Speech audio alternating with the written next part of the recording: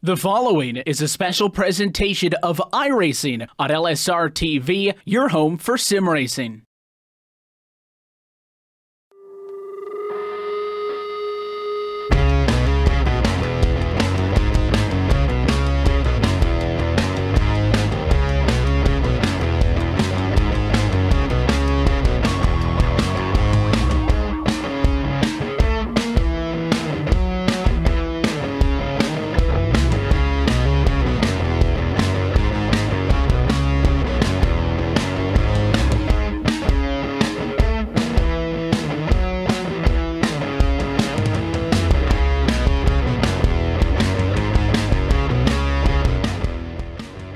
Good evening, sim racing fans, and welcome to beautiful virtual New York and Watkins Glen for the site of the cutoff race here in the United Sim Racing B&C Lawn and Landscaping Truck Series. I'm Chris Murdoch. Joining me topside in the booth is going to be Andrew Cardinale, and always pushing the buttons down there in the production truck, the lovely and talented Cisco Scaramuza. Andrew, it's cutoff racing here, and it's a very tight battle for that bubble position. Scott Formosa and Scott Simley both tied 21 points back in that 9th and 10th position, so it's going to get very interesting here at the boot.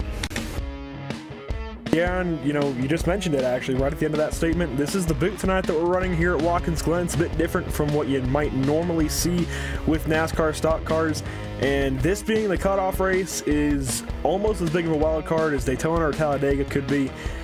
It's almost anybody's race. There's no cautions in this event, considering it's a road course, and so really anything can happen.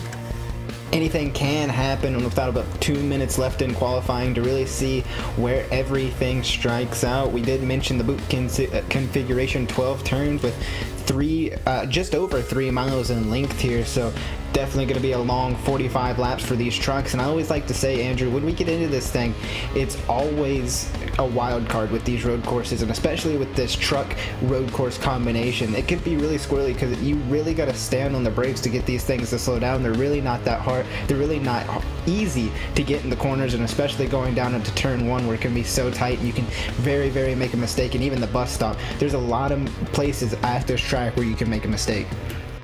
Yeah, and of course, anytime you have to stand on the brakes in any vehicle, unless it's got ABS, you're generally going to deal with some lockup into the corner. A big way that these guys sometimes try and combat that is with rear brake. Well, if you put too much rear brake in it, stand on the brakes too hard, you'll then get what's called wheel hop into the corners, and that's almost worse than lockup, I think, if not worse, because you know the rear wheels balance going into a corner, under downshifting, and you're likely going to, if not having a miraculous save, wreck the truck. And it happens in more than just the truck, but it's really treacherous going down into these corners, especially with the elevation changes, and it's going to be wild watching these guys for 45 laps tonight. That it is, and let's just see what everybody shakes out here in points. We talked about the cutoff race. We're going to be eliminating the bottom 3 here tonight. That's going to be 10th, 11th, and 12th, which is Scott Simley, Matt Mara, Rich Jetty. But if we look at the top of the board, you see Seth the Merchant leading Christian Peterson with 1,077 points, Peterson being 5 points back. Then you got Terrell, Michael, Atkins Jr., Matthews, Bennett, Walker, Formosa, and Simley. That's going to round out your top 10. We're going to say goodbye to some of these people here tonight, Andrew, and it should be fun. If we take a look back at the previous races in this round, we saw Tommy Ryan take the win at Las Vegas for the Las Vegas 200, and Richmond, Jamie Walker took the win in that one. So who's going to take the one tonight? Qualifying just wrapped up, so we'll be able to see who that is, and we're going to take you to the grid. Seth the Merchant himself going to be leading the field down into the start-finish line for turn 1, with Christian Peterson 2nd, Tommy Ryan 3rd, Bobby Terrell 4th, and Greg Mall rounding out your top 5. Starting from the 6th spot tonight will be Jamie Walker, Aaron Bennett in 7th, James Nunn in the 8th spot, Scott Simley in 9th, and Bob Gillenwater, it looks like, will be our final qualifier that actually put down a time. Yeah, that's going to be him rounding out that top 10. Justin Michael going to be 11th. Dwight Beverly is going to be 12th, 13th. Scott Formosa 14th, Tim Matthews, and John Jenkins in that 15th spot. Starting from the 16th position will be the 10 car of Jeff Ryan. Chris Cabot will start off from the 17th position with John Wilco in 18th, Rich Jetty in 19th, Michael Atkins Jr. rounding out your top 20, and your final row will consist of Joe Hudson and Dwayne Dunn. So that's going to be a look top to bottom at your full field rundown to start this wild 45 laps, being told by the producer in our ear that this is going to be standing start here, Andrew. So adding insult to injury, I guess, with standing on your brakes. Having these trucks start in a standing start is going to be a feat to behold all in itself. And I think a lot of these guys are more used to rolling starts. I'm not sure how many of these drivers out here will be totally used to, the normal road course, standing start. So it'll be interesting to see if there's any faults. Maybe drivers launching before the green flag is actually shown. I really don't know what's going to happen on the start. These trucks have a lot of power, and that equals a lot of wheel spin. So coming up through the gears, it's going to be crazy. It's going to be crazy, and the green flag is out here. Drivers are off and away. Seth, the merchant in that number 57 truck, I should say, going to lead them off into turn one by a sizable margin over Christian Peterson. And then it's Bobby Terrell and Tommy Ryan side by side as they go through turn one. Ryan's going to get it as they go up through the S's and down the straightaway. Bobby Terrell following him through the S's in the number 14. Pretty much right with him. These guys will be on top of each other for the first few laps, and that's going to cause havoc coming into the bus stop this first lap or so. Looks like Greg Mull right on the back of Terrell. Coming to you for the bus stop. Down through the bus stop, the only side-by-side battle that I saw just kind of fizzled out. There was Justin Michael and Dwight Beverly. They're going to settle it out, go through the bus stop. Not everybody seems to be making it through so far. No big issues coming through the track. Everybody seems to make it through the bus stop, so everybody making their way through now. Down through the corners, you can see Christian Peterson slowly but surely eating that lead away at Seth the Merchant. So look to maybe that 23 truck get up there and battle with Seth here in a few laps. And this is going to be one of the prime times to get by a truck, because if you can get in somebody's head early, like Christian Peterson is trying to do to Seth the Merchant right now, you've pretty much got the dynamic of the race set in your favor, at least for the first few laps, at least for the first little while. So if Peterson can actually get by the Merchant here, it's going to be big for him moving on in this 45-lap race. It is going to be big as now Seth the Merchant goes through the final corner in the boot section to get back onto the straightaway. Still right in front of him. I do want to take a moment and mention your points. We did talk about that at the top of the broadcast. We are going to be watching closely between Scott Simley and Scott Formosa. Simley right now has Formosa beat, Simley being in 8th, Formosa being in 12th. So we'll have to see as Seth the Merchant comes by to take the start finish line and lead lap 1, how that battle changes over time, because like we mentioned, this is the cutoff race. There's a lot of stuff to be raced for here tonight. Yeah, and this, of course, this is the rest of the season pretty much for these guys, and I was quickly looking over the schedule. I'm new to this series, but it's mostly oval, just like you'd expect from a truck series. So these guys have to capitalize on a really wild card. It's not your normal wild card. It's very different from what you'd normally get, and they have to capitalize on something totally different, lefts and rights. Imagine that for NASCAR. To have a chance to win a championship in a mostly oval series. So it's very different for these guys, but I think once we get a few laps into things, obviously they have practice before the race and qualifying to practice some more. We'll see how these guys do. You mentioned it though, Scott Simley and Scott Formosa, the points battle that we're going to be watching all night long. But we can't forget the other drivers. Looks like Jamie Walker could be somewhat close to maybe losing his spot. He has to have a good night tonight. And Rich Jetty coming from behind. Yeah, coming from behind. Speaking of that number 93 of Rich Jetty, he is right behind that number 80 of Scott Formosa. There seems like the closest battle on track right now. Everybody's really taking it easy as we are only on lap 2 here to really get through and make it towards the end, because you never want to have a mistake early on here, especially in these road courses races, because like you said, Andrew, at the beginning, there is going to be no cautions because of this road course configuration. So that means these guys are out there, they have to take care of their stuff and they need to minimize the mistakes. That's something I'm going to preach this entire night here, Andrew, is minimizing the mistakes, because you can cannot afford a race because you're not going to get or a mistake because you're not going to get a caution to make it up. And it's almost better to just go slower, just be easier on the truck all night long, really, especially at the start, though, to just minimize your mistakes, like you said, and just don't go off track. Don't put the truck into another truck or into one of the Armco barriers. Just keep the truck in one piece, keep it in good condition. You should be fine throughout the night. As long as you're just not spinning yourself out or hitting things, you should be all right. So a lot of these guys, they kind of just have to take a short track frame of mind, like you're at Martinsville or Bristol, and just survive. And you should be all right. Still paying attention to this battle back here. It's going to be for 13th. You're going to see Rich Jetty get on the right side of Scott Formosa. Formosa goes a little wide coming out of turn 1 and just surrenders the position of that number 93. So that's going to move Rich Jetty up into 13th. And this is not what Scott Formosa wants.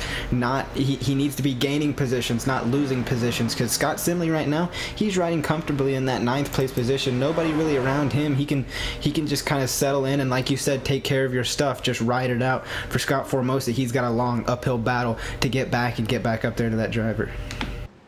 Yeah, and I recognize Scott Simley from a few races. I know he's likely going to take this easy and be analytical about it and actually just try and, keep a big picture from in mind, which these guys need to do in a points battle. You look back towards Rich Jetty, Scott Formosa, they have to kind of push right now. Really, Scott Simley has the upper hand over Formosa as Formosa loses that position, falls back to 12th. So you have to wonder how much Formosa is going to be willing to push the rest of the race. Obviously, we're going to have pit stops, only 60% fuel tanks in these trucks. That's going to come into play. And really, in the pits, it's going to be dependent on if you actually want tires or not. You can go without tires. It might not be the best idea, but in a bind, you might be able to gain some time. Exactly. That's going to be where I think the majority of our mistakes here tonight are going to come from, that pit road. Do want to take a quick note. Not a whole lot of battling going on here today, Andrew, at least so to start out. But coming through the last corner, we're starting to see a three-way battle for the lead shape up. Tommy Ryan, Christian Peterson, Seth the Merchant, all tucked under a wide little blanket. You can see Christian Peterson slowly but surely see him all over the back bumper going through turns 1 and 2 there at the start of the track, and just trying to slowly but surely eat away that lead. Christian Peterson there, he was looking low. Seth the Merchant gonna shut the door on that number 23 truck. So they're shaping up, and it's allowing Tommy Ryan to really catch up to this battle. And we see it time and time again, maybe not in the early going, but definitely towards the end of these road course races. These guys in the NASCAR stock cars, no matter what it may be, a truck, an Xfinity car, whatever, will sometimes be more willing to use the bumpers and fenders just like it's a short track. So we'll see exactly what Peterson and DeMerchant do. For now, I think Peterson is just trying to get into the head of DeMerchant, try and force a mistake. Obviously, you don't want to use a bumper on lap 4 or 45, especially at a 3-mile racetrack. But you see right there, DeMerchant goes wide, entering the boot. That's going to be, that kind of little mistake that Peterson's going to need from DeMerchant over and over again to get by him. That's exactly what he's going to need, but a little bit of a mess up by Christian Peterson that time by, so that's going to put the 6 of Tommy Ryan all over the back bumper of the 23 as they're going through the boot section of this track to really set them up in towards the final few corners. Now they're all pretty much tightly together, so any mistake can prove costly. As you see Christian Peterson run a little bit wider than he would like through that corner, which is really going to put Tommy Ryan in the catbird seat to make a move on this 23. And that Tommy Ryan's doing a good job at applying pressure here, Andrew, and that's what you really do need to do to get a driver to really make a mistake, is just stay there. Don't really try to force a move, but just stay there. They'll feel that pressure, and eventually they'll mess up or at least succumb over to you, and he's doing a really good job at that. He's not really forcing anything, but he's just staying there, and Christian Peterson's starting to feel the pressure. Yeah, and a lap ago I would have said it was Peterson putting the pressure on DeMerchant really well, but now you're right. Ryan is putting the perfect amount of pressure on this 23 right now, making sure that if Peterson looks back in the mirror at all, he sees the black and blue number 6 right behind him. And I don't think Tommy Ryan's going to go anywhere. It looks like he's taking this track really easily, but also making sure he's there to be able to, like you said, put pressure on the 23 truck of Peterson.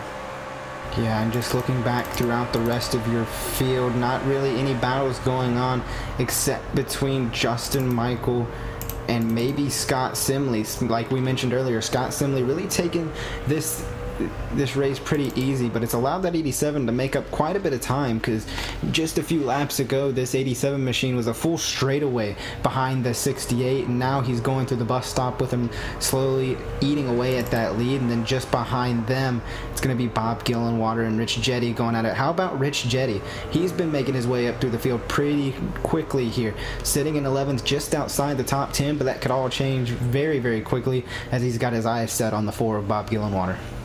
Yeah, and I've been watching Jetty a little bit. You saw Bobble there, got in the grass, messed up his braking zone. I was just about to mention, he's had a couple of big saves already in this race. You saw another one there. Great job to hang on to that truck, but you really have to minimize those kinds of mistakes in the braking zones, because that's where you're most vulnerable to getting past or to wheel hop, lock up, whatever it may be. So, you know, Jetty, he's taken the race easily, but then you see him getting loose right there. So in and out of the corners, this 93 is on edge right now, which you want to be on edge to be fast, but I think he's a little too on edge, too early going. It's only lap 5, and you're seeing this 93 really loose down into the braking zone there for the ladder section of the boot, and now he's going to get passed up by the 2 truck of Michael Atkins Jr. And you're seeing that a lot throughout the track, and really an early stage, because I just saw the 57 of Seth the Merchant really slide there coming into the last corner. So a lot of these drivers may be fighting tire issues early on, and it goes back to what you said about pit strategy and pit stops, because you mentioned the opportunity to not take tires. I just don't think at this moment, with all these drivers slipping and sliding around this early on, I mean, we just took lap 6 here. I just do not think there is a feasible situation where they can make it towards the end of this 45 lap race without taking tires. So that is really going to make a difference here tonight, especially early on, if this keeps happening. Meanwhile, back through the pack, 6th and 7th going to be doing battle here in a short amount of time. That's Greg Mall and James Nunn. James Nunn really doing good. He started 8th and moved up to 7th, so he's one of those drivers that is really just riding around, but it's working out for him because he's slowly catching that 12 machine as they go through the bus stop. And these guys are just a little ways behind Bobby Terrell right now. He is 5th place, so your top 5 battle could soon be between the 14 of Terrell, the 12 of Mull, and the 75 of Nunn.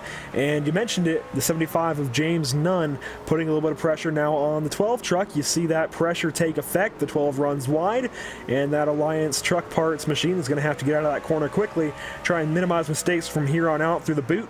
I think the boot's really causing these guys some problems, because it's not normal for NASCAR guys to be running on the boot unless they go run, I don't know, IMSA or something like that. It's not not a configuration that's really run much if you're in the NASCAR world. So this might be causing some issues for these guys, but you have to imagine if they knew it was coming up, they'd probably be practicing to have at least a few laps down on the boot. But still, I think it's kind of throwing even another wild card to these guys. You're absolutely right here, Andrew, and stock cars are hard enough to get to go around the track anyway in a road course, so just adding a different section that drivers might not be used to. Just want to make a note, Rich Jetty, who was, you know, storming through the field, made his way up from 19th to 10th at one point, is starting to fall back. Maybe that 93 has used up all his stuff, because I haven't seen a corner yet where he's not sliding out of the exit of the corner. So maybe that 93 machine pushed a little bit too hard too quickly here as we've taken lap 7. Seth the Merchant doing a great job at leading, pulled a gap away on Christian Peterson. We saw Peterson at the beginning of the race really chipping away at that lead. Seth the Merchant has been able to open that lead back up. Meanwhile, Tommy Ryan falling off of the 23 of Christian Peterson just a little bit.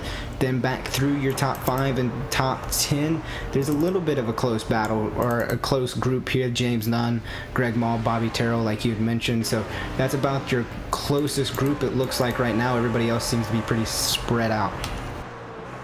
Yeah, and as the tires start to wear, and these guys, you know, if they're in a battle and they have worn out tires, they generally have almost no front grip, it seems like, at least if you're in the driver's seat. So they really have to start easing up on what they're doing, not running quite as hard, because if you can't get clean air to the splitter of these trucks, you're going to lose all kinds of front downforce, front grip. You see Maul run wide. Looks like he may have gotten by Terrell for just a moment. Now he'll go back behind Terrell for quite a bit, actually. It looks like 7 car lengths or so. And actually, these guys are starting to catch up to Jamie Walker in the 88. So this could be a pretty nice battle shaping up. It could. Jamie Walker, I haven't really mentioned him a lot. He was the one that picked up the win the last race. So in this playoff round, he's been doing good. He's been staying pretty consistent. Today he started 6th, moved his way up to 4th, and kind of just been riding around. But riding around could hurt him here in a little bit, because he could have some unwanted company in Bobby Terrell and Greg Mall as they're slowly eating away at him. So just not really too much going on around the track right now. We mentioned Bob Gillenwater and Michael Hankins Jr. They're starting to do some battle as they get out of the boot section and running through here. Michael Hankins Jr. all the way from 20th up to 11th now, so that 2 machine on his way up through the field, and he's really doing it pretty quickly here. Yeah, and I'm just checking a few things around the track. These guys are really on edge. We've been talking about it all night. I have to wonder how saving tires is going to come into effect towards the end of one of these fuel runs. They already don't have a whole lot of weight back there, but these guys made these trucks really loose. I'm not sure if it's a fixed or open setup, but either way, these guys are really loose in and out of the corners, so you have to wonder if maybe Jamie Walker is trying to save some of his tires a little bit, save even a few little bits of grip here and there. It is a fixed setup race, just got word from our producer, but just saving a little bit of tire could be the difference between just having a slide and going around, possibly ending up in a guardrail. So you have to wonder if maybe the 88 is just trying to keep his truck in one piece right now. I think that's a great move if you're anyone on this speedway right now. Just keep the truck in one piece, keep the tires in one piece, more importantly, so that you don't have a big issue later on. I will note, though, that Rich Jetty is disconnected from the server. Yeah, Rich Jetty brought the truck behind the wall and just couldn't hang on to it. Maybe the truck frustrating him a little bit, being that it's on a fixed setup, just didn't have it the way he liked it. So unfortunate for that 93 machine, because he was not actually doing too bad, especially this early on. But meanwhile, up towards the front of the way, up towards the front of the pack, a battle for 5th going on. That's going to be Bobby Terrell and Greg Mall. They're going to be battling through the boot section, trying. We talked about Greg Mall, you know, catching Bobby Terrell. Well, he's been there. He's made a few moves, but the last move proved unfortunate for that 12 machine, because he got a little bit out of shape and fell off quite a bit, missed the braking zone, and now Bobby Terrell in that 14 has been able to pull away in 5th. Yeah, Terrell constantly gaps the 12 of Mall a little bit, then starts to fall back to him. Another good battle on the racetrack right now is going to be for the lead. Seth the Merchant, Christian Peterson have caught each other. You see the 57 of the Merchant pretty loose right now. You saw him get loose even through the S's, and that's a new one for these guys. So we'll see how the Merchant handles the pressure from the 23 of Peterson here into the bus stop. A great passing zone there. Peterson won't take advantage of it yet, though. The carousel coming up, turn 5, is another great option.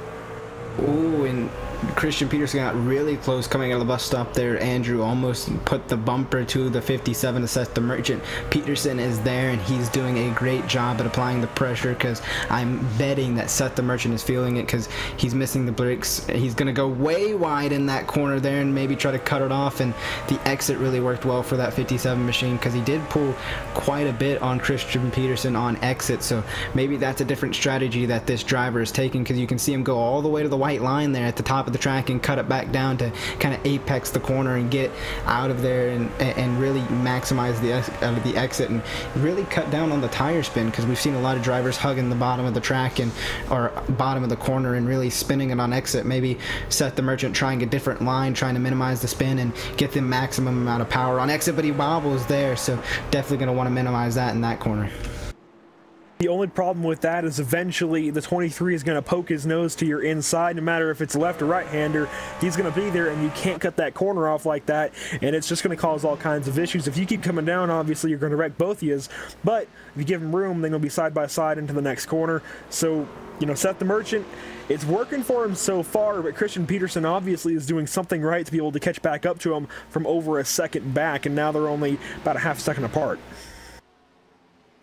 Yeah, only about a half a second apart. We saw Christian Peterson really start to get close there, but towards the back half of that track, Seth the Merchant was able to pull away a bit. it looks to me right now, Andrew, that at the first half of this track, Christian Peterson has Seth the Merchant's number, but Seth knows how to work that back part of the track and that boot section and really pull away on exit. So right now they're kind of at a stalemate. They're just going back and forth because one driver will gain here and one driver will lose there, and it's just an interesting battle to see. And that's how it always is on these road courses, especially with these stock cars. It changes so much from lap to lap. It's just so interesting to watch, to see these drivers' lines change, because you can see one driver running higher in the corner than another just to try to get the exit off, and we're going to see that progression throughout the entire night. Yeah, and as we put some rubber down on this racetrack, that'll change things up. Even just a little bit of dirt into a braking zone could cause an issue for somebody, force them to change a line. You know, if somebody gets a little off the track a little bit, brings dirt onto the racetrack, that will change everything. And obviously, going through a run like these guys have done so far, lap 10 of 45, I mean, 10 laps in, and these guys have been loose for 9 of those 10 laps. We are 10 laps in, and that is a good time to remind you that there is a battle for the lead going on. I'll put that on hold there for a little bit. Christian Peterson looked like he was going to stick his nose in there. Seth the Merchant going to get a little loose out of the corner. We saw him do that the exact same lap, so maybe Christian Peterson going to take a little bit of a mental note there that he keeps messing up on exit. Then we saw Christian Peterson really flub up on exit, coming back onto out of the boot section and into the next corner. He's trying to really maximize. We see Seth the Merchant using all of the track there, so really applying the pressure that 23 machine. Seth the Merchant really wants to get through. He's bobbling on the exit of the corner, so maybe you're gonna see him. Let's see if Christian Peterson tries to poke the nose going down to the turn one. We see it all the time, and he looked but really thought better of it, fell back in line and trying to set up the 57 for a different turn. Yeah, and road courses, you know, the entire road course race here. Oh, he actually almost got right to the back of the 57 into the first S. Road course races as a whole are just one big mind game, and you see that, you know, already taking place here, lap 11.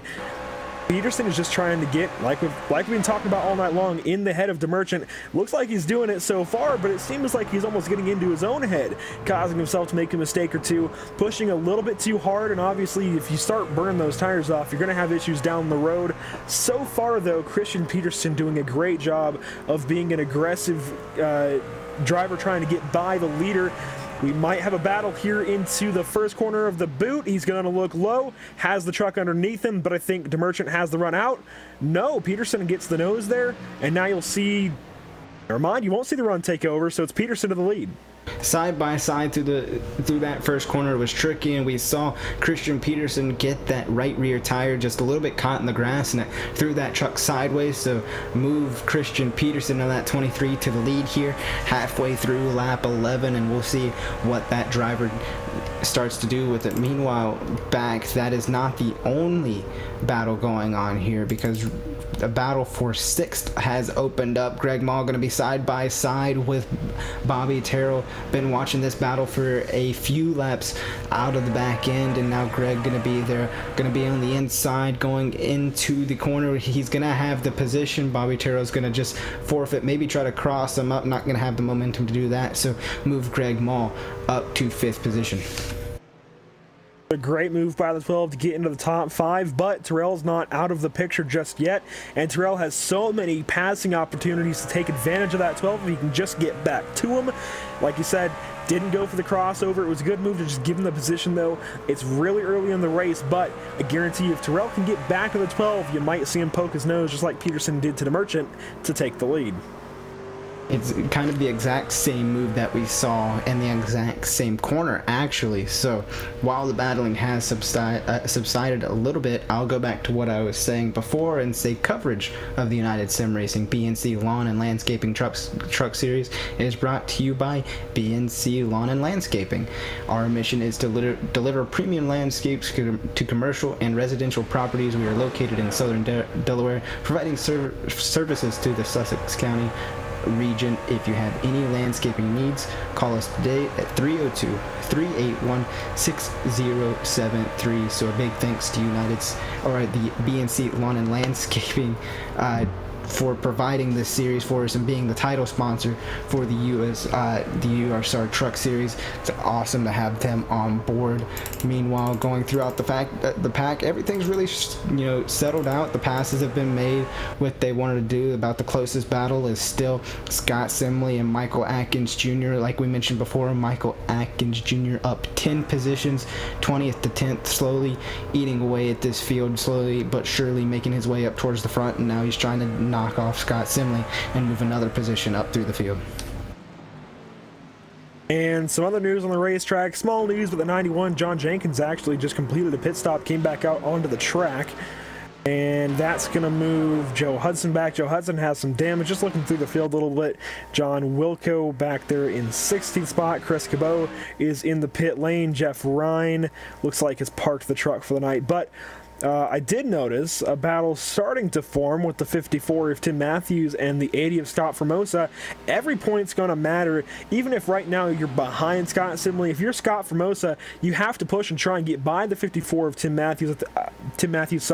And I believe Formosa actually lost that position not too long ago. So you have to go back out there and try and capitalize on that if you're Scott Formosa, because you are coming into this race tied with Scott Simley, and right now you're getting cut from the next round of the chase. So if you're that 80 truck, you got to take advantage of that move right there. The 54 runs wide. Here comes the 80 through to 12th. Yeah, the 80 going to go up there through 12th. Meanwhile, pit stops beginning. You mentioned it. Now Jamie Walker going to be in pit road. Greg Mall going to come down pit road. So maybe lap number 12 is when we're going to start seeing these drivers come down pit road. Still no movement towards that area from Christian Peterson, Seth the Merchant, or any of the top 5. But just to note, 6th and 7th, which was Greg Mall and Jamie Walker, coming down pit road. That's going to spread everybody out as now more drivers coming down pit road. Scott Formosa, like we just talked about. Tim Matthews going to come down pit road. So it seems to me, Andrew, that green flag pit stops are among us. And this is a pretty good time to come in. It pretty much, if you can stretch one of these runs out, you'll be able to split this race into thirds, basically. We're coming in at lap 12, lap 13.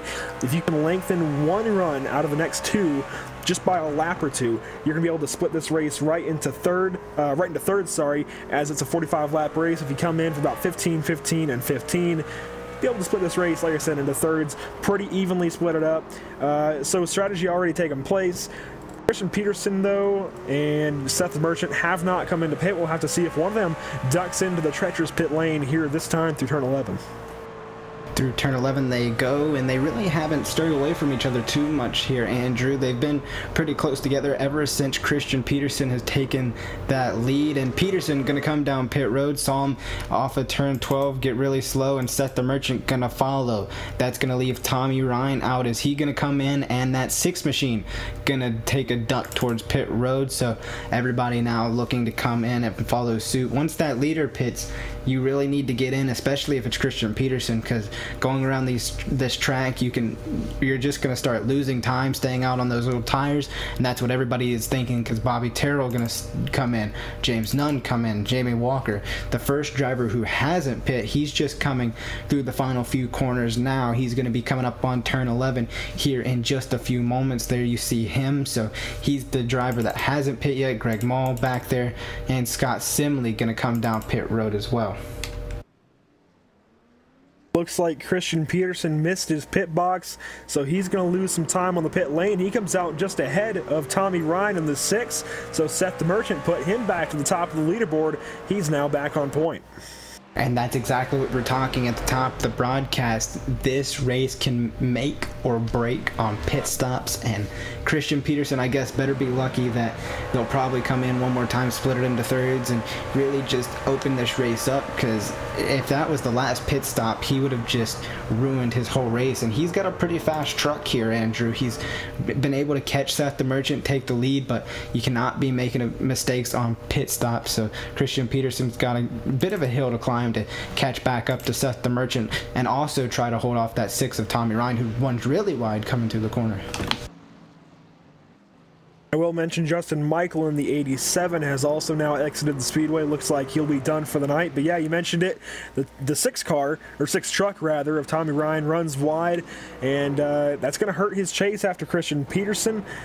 as, yeah, Seth the Merchant's going to pull away. One little mistake like that, and your race totally changes. Now, we were talking about them possibly splitting this race into thirds. That might be changed if they can only go 13 laps. It's all we saw them push it for, 13, 14 laps. So it really comes down to how far they can actually push fuel. Of course, they could try and save some fuel, short shifting, maybe going up a gear through some of these corners instead of going down a second, maybe into third, and just, you know, any little thing to save a little bit of gas could be the difference.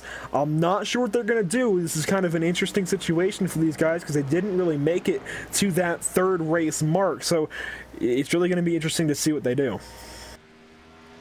So with pit stop cycled out, Seth the Merchant leading that time by to come across to take lap 15. We're going to take a moment, take a little bit of a pit stop ourselves, tidy up a few things, but on the other side, we'll be right back here from Martinsville for the cutoff race in the USR BNC Lawn and Landscaping Series.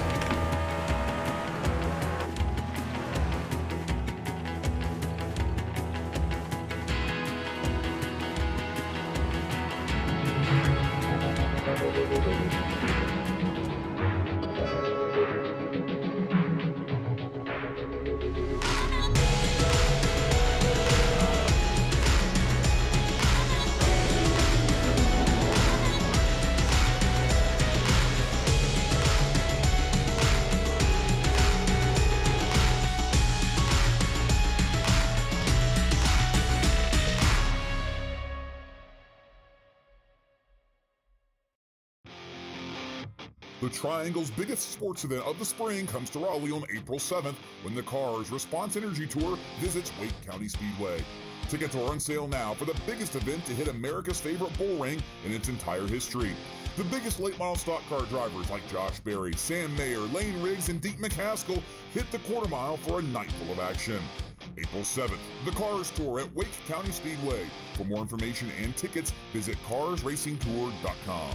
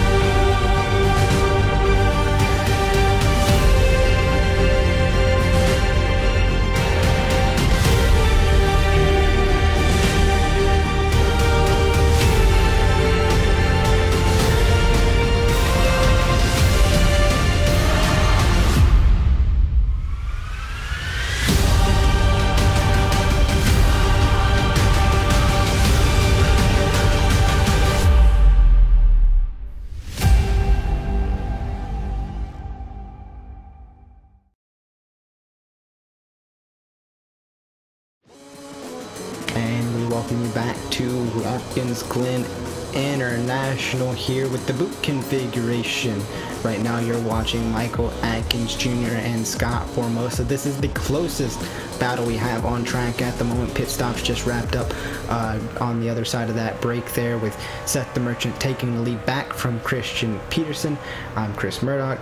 Joining me, Andrew Cardinale, and then Cisco down pushing the buttons. Andrew, not a lot's going on this race. Everybody just running their own race so far, but that doesn't mean nothing will pick up here in the latter stages. We've already seen a battle for the lead, some pit stop mistakes. A lot of stuff has been going on, even when it doesn't look like it.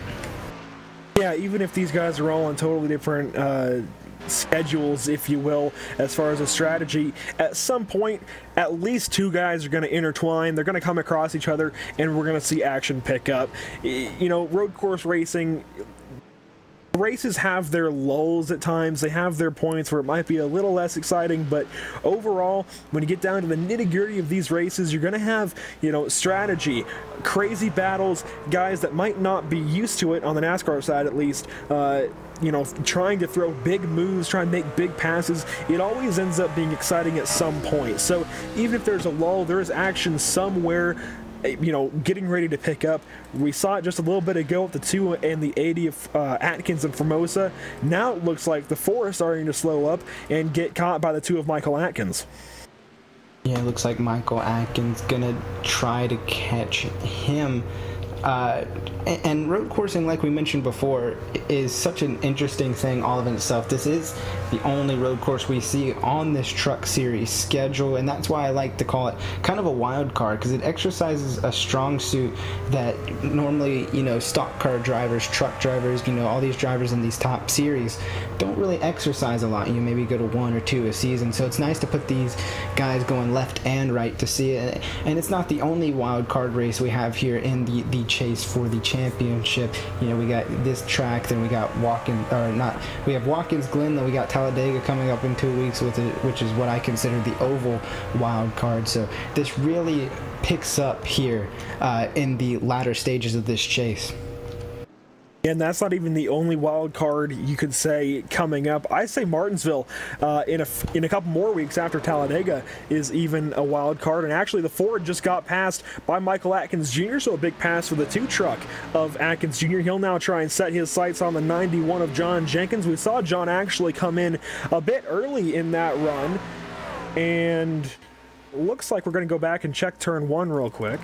Yeah, it looks like I saw some smoke out of the front of the 2 machine. I was riding on board with Michael Atkins going down to turn 1, and I saw some smoke, and it looked like Bob Gillenwater really just overshot the entry to turn 1, went really wide, and Atkins was there to take full advantage of that mistake to pick up a spot from Bob Gillenwater, move him into the top 10. So, but Bob hasn't really stirred away from that 2 machine. He's still held on. He's missed 1 corner, but he's looking to make it back up. So I do not think that battle is over quite yet.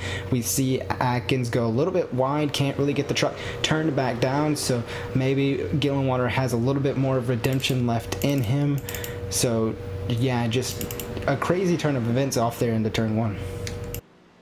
Yeah, and that's going to throw Gillenwater's mojo off. So if he's still anywhere near the 2 of Atkins Jr. going into turn 1 the next time around, you might see another mistake. You have one issue with a corner, one lap, you come back the next lap, you might go through just fine, but you might also make the same mistake or even make a worse mistake. So it's totally thrown his mojo off. We'll see if he can recover this time around through turn 1, get back into a rhythm, and just get back after the number 2 truck. They're coming through turn 11 this time, heading towards turn 1 once more as they cross the line. Yeah, they cross the line, and we'll see if Bob's going to take it a little bit easier in turn 1. I would like to think so, maybe because, like you mentioned, it throws his mojo all off, plus it puts a lot of heat in those tires, which you do not want on an already slippery road course here in the late afternoon setting. It's all over the place. These cars, or these trucks I should say, have been sliding on exit already, so just adding some extra heat to those tires is not what you want to happen, especially when you have to push so hard. I want to take a minute to mention a little bit about our points. Seth the Merchant, Christian Peterson, top 2 in points, top 2 on the racetrack right now. Then we go to the bottom of the order and look at the points battle. We mentioned that Scott Simley and Scott Formosa were tied in the points coming into this elimination race. Well, right now that 68 of Scott Simley has got that transfer spot away from Scott Formosa. Simley sitting in 7th right now, while Formosa sitting on the outside of the top 10, right behind that 4 of Bob Gillenwater. So points being shaken up here in the final race, which is exactly what I expected to happen, Andrew. And as you mentioned that, I'm not sure if you or Cisco caught it, but there was a big moment with the 62 of John Wilco. It looks like he might have blown a motor. No, I think he just got in the grass and was kicking up smoke. No, I think he did blow a motor. Something happened with this 62 truck. Hopefully we can get a replay on your screen. Kind of bizarre. Yeah, kind of bizarre indeed with that 61 machine. Haven't really mentioned him a lot this race. He's sitting in 15th, 1 lap down. Came into this race at 18th, so still a positive day for that 62 machine, making some gains throughout the field, but definitely what you want to see as you see the replay come up on your screen. And I'm not sure where we are on the replay, but what looks like happened is he just got kind of thrown off out of turn 1, up into the S's, caught the grass, spun out into the Armco barrier really hard, and that's right between turns 3 and 4 in the S's, and just had to limp all the way back around this very long racetrack, 2.45 miles normally in the NASCAR configuration, and that's what he ended up taking. He ended up cutting the boot just to get back to the pit lane, and then he just couldn't make it. He was so close and just had issues, couldn't make it back to the pit lane. Unfortunately, that's going to end John Wilco's night more than likely. We'll see if he can get back on the track at all. It's going to take at least about a half an hour, though, I'd imagine.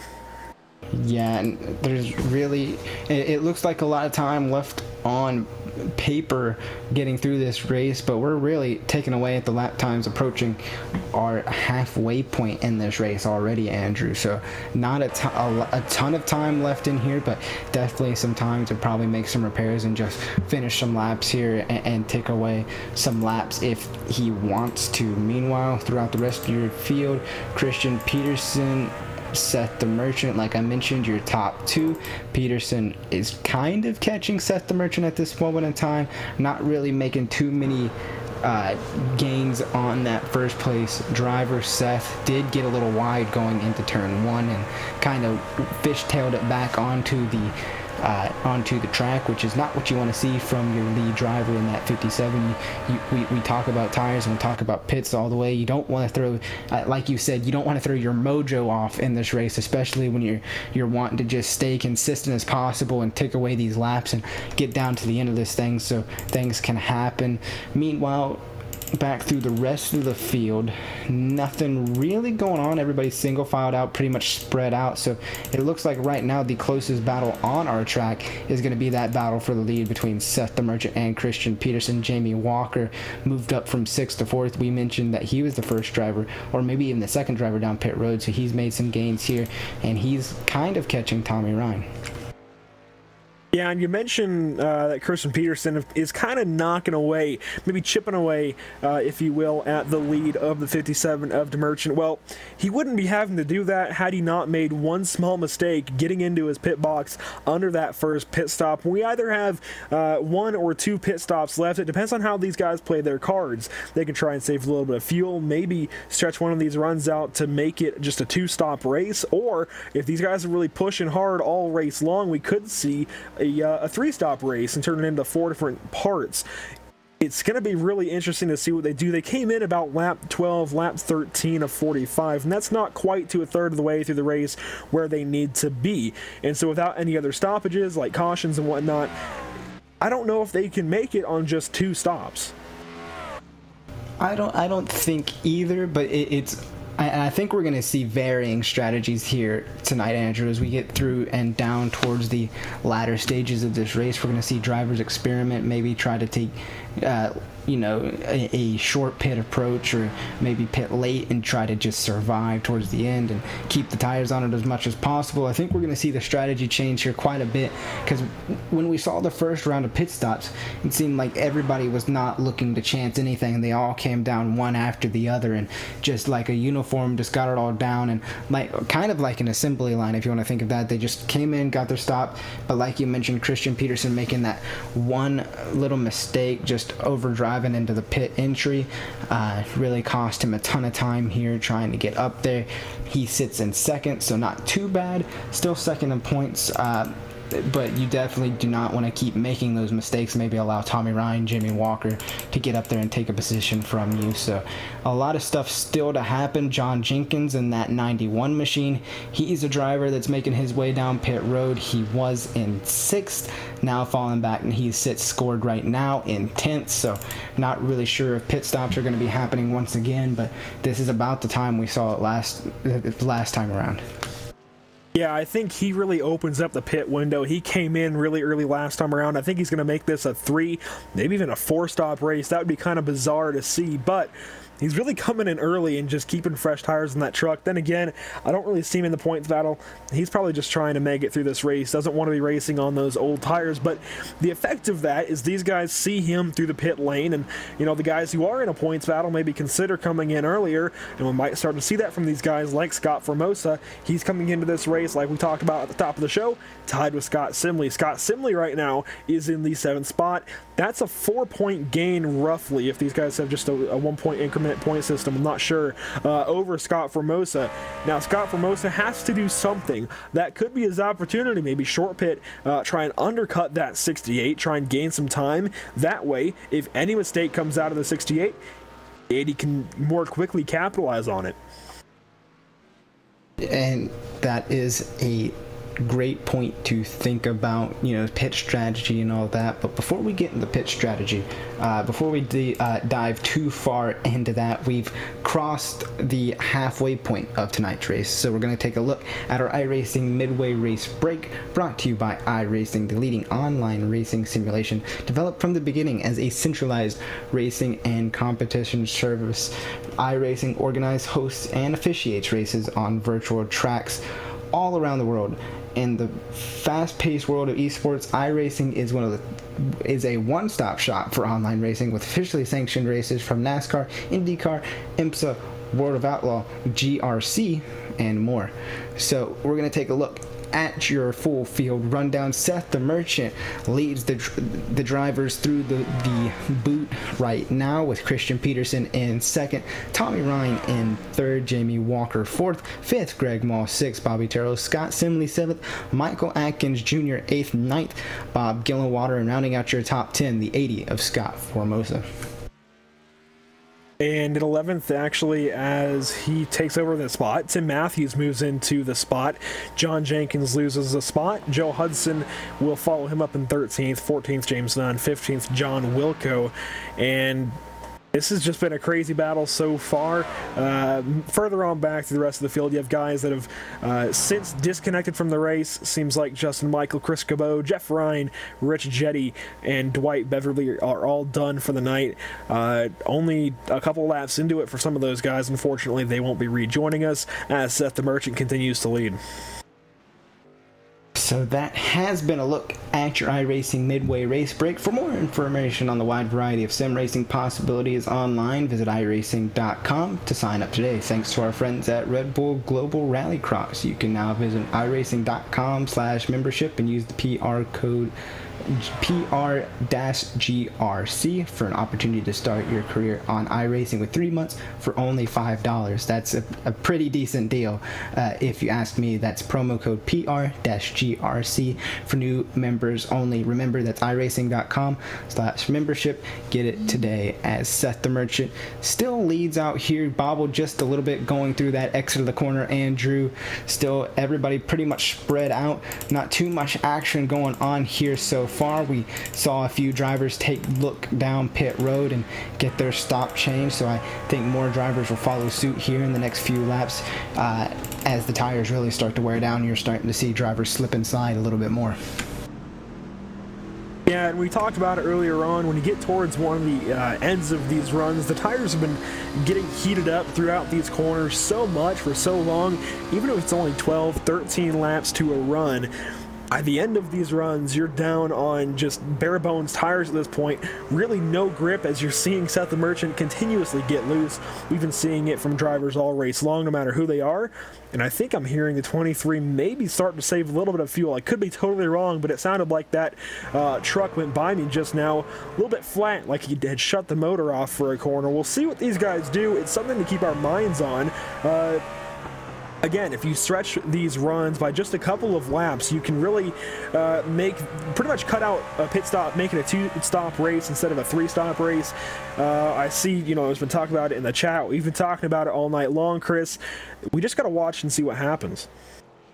We do have to watch and see what happens. Other notables coming down pit road. The 54 of 10 Matthews makes his way down. James Nunn gonna park it behind pit wall, take it down pit road, and not make a return to this one. So he's another that has been taking victim of the Watkins Glen International Speedway.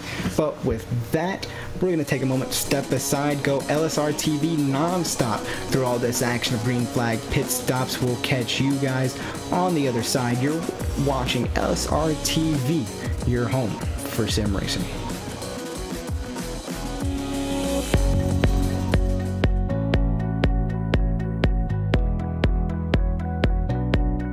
So obviously you guys have come from the virtual world to reality. What do you think about a sim racer coming in the real world? What were your expectations coming in? Coming from iRacing, you know, a computer program basically down here to a real world scenario where you got all these guys with all these years and years and years and years of experience that are also using iRacing as a tool to come out and run against those guys and beat them and finish ahead of them and show them, you know, there's a thing or two you might be missing is fantastic. You know, I mean, that's a skill that I know I don't have, and I can appreciate it because whew, I'm terrible at iRacing.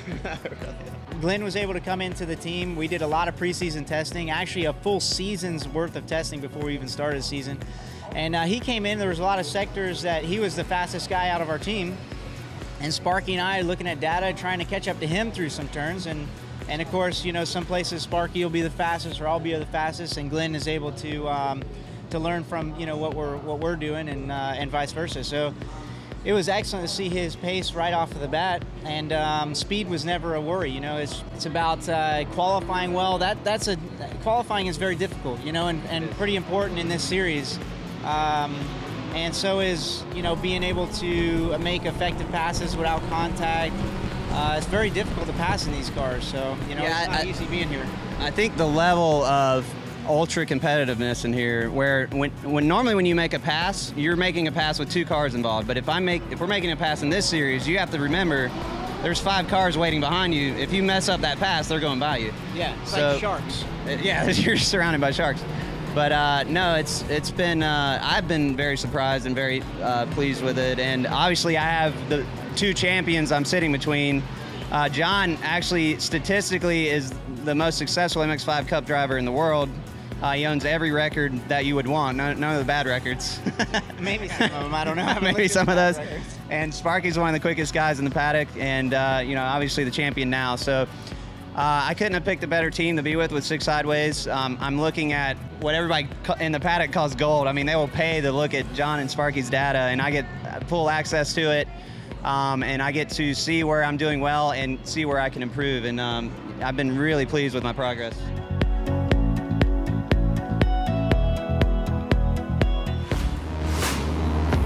Hi, I'm Ryan Priest. I'm driving the number 20 JGR Toyota Xfinity car this weekend. Really great opportunity here at New Hampshire at my home track.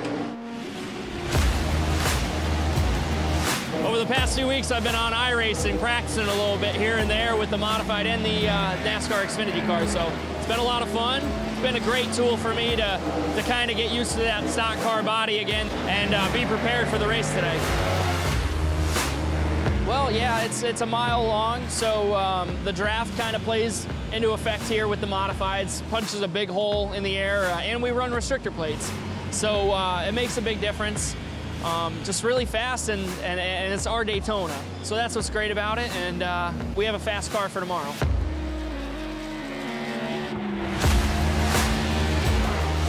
I think the biggest thing is they're heavier cars. The tire's a lot different, and the way you go about setting them up is a lot different. They use all 4 tires more than a modified, where we typically drive off the right rear, you know, so. Well, actually, it's funny. I raced NASCAR race in 2003 before iRacing came about. And then when iRacing came about, my friend Kevin Iannarelli, who works at iRacing, kind of told me, hey man, you need to switch over to this. And when I did, I was like, oh my God, this is like real life. So I started using it as a tool of mine to really prepare for modified races, whether it was Stafford or Thompson or Loudon, Bristol. And then obviously the Xfinity Series last year, going to road courses, trying to get laps, and use it as a tool that can get me as prepared as I could be without actually doing it. So it's been great.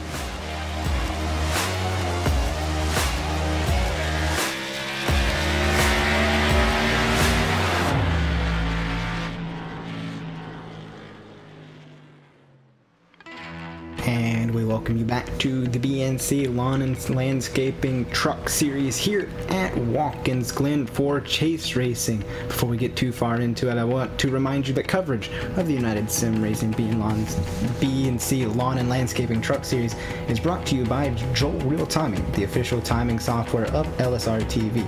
Whether you spend your time on the sim behind the wheel, on the pit box, or from the spotter stand, JRT is the go-to software for iRacing, timing, and scoring analytics. Get yourself a basic download or the pro version today at joe-real-timing.com. That's joe-real-timing.com. Meanwhile, as we talk about coming back from the race, pit stops for your leaders happen. Seth the Merchant, Christian Peterson make their way down pit road as Tommy Ryan coming out of the corner. That's going to leave him on. He's going to actually stay out. So that's going to be some varying strategy right there, Andrew, as Tommy Ryan, for the first time, going to take the lead going off into turn 1. And as you mentioned that, both of our leaders, Peterson and Merchant, have mess-ups on that pit. It looks like Peterson is going to get the worst of it, but yeah, Tommy Ryan taking advantage of the fact that he can sit back and just save fuel. Peterson still has not gotten... Actually, no, he was in reverse when he tried to launch from his pit box. They're going to exit the pits together. They had such a great lead over Ryan. They should be well clear of him when everything cycles out, but Ryan is going to take over the lead, at least for now, as these guys battle coming out of the pit stalls. And up through the S's, the Merchant has the advantage, but Tommy Ryan possibly trying to, like I mentioned, save a little bit of fuel, turn this into just a 2-stop race, 3 runs. It eliminates a pit stop. That's the biggest thing to it. It eliminates a 15-second pit stop, and that's what you have to break it down to. So hopefully we can see something work out here for Tommy Ryan, possibly push to about lap 30 and make this a 2-stop race. You're exactly right, and I knew there was going to be varying strategies. It was going to be too much on the line for drivers to just follow suit and just pit at the same time, and Tommy Ryan going to be the one to change things up. So it's going to be interesting to see where he comes out. Like you mentioned, both drivers having a little bit mess up on pit road. Christian Peterson actually had 2 mistakes, one missing his box and having to reverse, and then leaving in reverse on launch. So he backed up maybe into the next stall and came back out. Fortunately for Christian Peterson, not really going to affect him too much as the last time, because he's still sticking on the back bumper of Seth the Merchant. Meanwhile, back through the pack, everybody's still pretty close. Tommy Ryan still leading. Jamie Walker going to be in 4th position. Greg Mall in 5th. That's your top 5. But yeah, it's going to be interesting to see, is Tommy Ryan going to come down pit road this time? And he does. He makes that right turn down pit road. So not exactly to lap 30, but at least a lap longer than the leaders. I'm not sure that's the right move. He's going to have to save a lot of fuel through this next run, really back everything up, and really save hard. Now, what that's going to do to the 6th truck is cost him a lot of time throughout this next run. He's going to really back up, possibly to Jamie Walker, who we've been seeing making solid but slow gains on Tommy Ryan. And now that Tommy Ryan is in the pit box, we'll see if this cycles him back closer to the 88, or if he still has a decent lead over him. Did get 1 lap led, but now the Merchant and Peterson right back to the lead. The Merchant through the S's has actually a pretty decent gap over Peterson, but these guys, I think, are going to have a battle here probably the next 5 laps. Yeah, Christian Peterson really applying the pressure there and keeping on Seth the Merchant a lot better than he did the last pit stop go around, Andrew. And as you see them going through the bus stop a little bit, it looks like to me Seth the Merchant edging Christian Peterson out ever so slightly through this section of the track, maybe creating a little bit more of a gap, but that could just be that 23 of Christian Peterson saving a little bit of his stuff, knowing that we're getting into the latter stages of this race, getting ready to, you know, come through the boot portion of this track and take lap 29. So not a lot of racing left to go here, and not a lot of error, or room for error I should say, as we get ready to close down this lap, you know, inside 20 to go. I think you were about to say I guess something wrong there and say not a whole lot of errors, and actually there really haven't been a whole lot of errors. That wasn't totally incorrect by you, Chris. It's really surprising to me that with as much muscling as these guys have had to do, almost like back in the old days of racing on a road course in a stock car where you really had to muscle every little bit of it, not saying you don't have to today, but it was even more so back in the, you know, the good old days of NASCAR, if that's what you want to call it.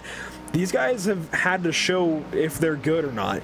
And granted, I think some strategy will take over in the latter stages, kind of show, maybe rear its head a little bit, but really it's been all in the hands of the drivers this whole race, and we haven't seen very many mistakes, surprisingly enough. We've seen, you know, a mistake here and there. We saw John Wilco with a wreck. We saw, you know, Rich Jetty get really sideways many times before calling it quits. But as far as big mistakes, big incidents, guys going way off track, maybe having spins, we haven't really seen it a lot. We talked about it in one of our breaks. There's just not been a whole lot of action when it comes to that kind of thing. And you're exactly right. It hasn't been a whole lot of action when it comes to side-by-side type racing, but just the amount of stuff that happens in between runs, you know, pit stop mistakes, just general errors on the track, running a little bit wide, running wide in the corners, hitting the grass a little bit. There's a whole lot of stuff that goes on that changes the complexity of this race so much, and you touched on a few of those points there. Christian Peterson still kind of losing to Seth the Merchant at this moment in time. No really other close battle on track at the moment. Maybe Michael Atkins and Scott Simley, they've been pretty close for the past few laps here, Andrew, getting up through the corners and even through pit stops. Michael Atkins Jr. really doing a great job at trying to catch that 68 of Scott Simley, who's previous USR truck champions. He won 2016, 2017, so it's kind of interesting to see him fighting on the bubble in this race. Yeah, but from the drop of the green flag, Chris, it's looked like Scott Simley should solidly be through to the next round.